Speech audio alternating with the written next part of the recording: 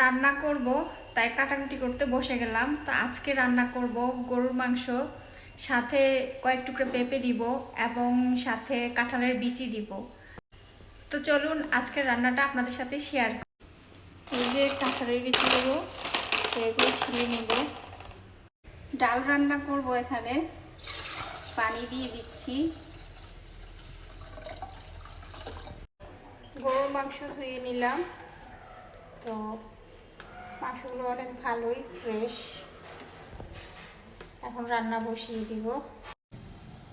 সব মশলা দিয়ে দিলাম। এবার নেড়ে চেড়ে নেব।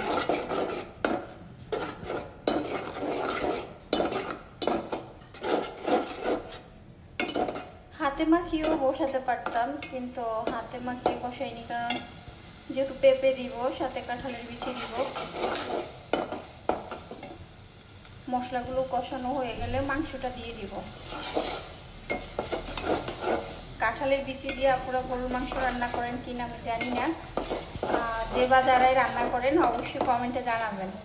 কাঁঠালের বিচি আসলে বলেন, একটা প্রবাদ আছে যে কাঁঠাল এমন একটা জিনিস যার কোনো অংশই ফেলনা হয় না, একেবারে ছাল বাকল সহ সবই কাজে লাগে।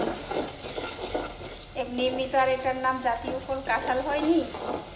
সত্যি এর গুণগত মান আছে, আপাতমস্তক বুঝতে হবে। তো অলরেডি এই যে তেল উঠে গেছে, মশলা কষানো হয়ে গেছে আমার অনেকটাই। আর একটু কষানো হলেই নেন মাংসটা দিয়ে দিব।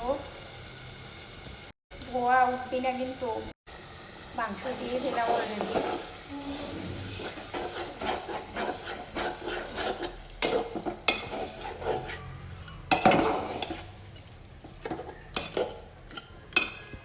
ভালো করে নেড়েছে, হাতে মাখালে যেমন হয় ঠিক এভাবে দিলেও ওই ভালো করে নেড়ে চেড়ে মিক্সড করে নিতে হয়। যেহেতু কাঁচা মাংস, পানি দেইনি আমি, কেননা কষানোতেই অনেক পানি বেরোবে। গরুর মাংস এমনিতেও অনেক পানি বের হয়, যে পানি বের হয় সেটাতেই কষানো হয়ে যায়। পর্যায়ে ঢেকে দিব।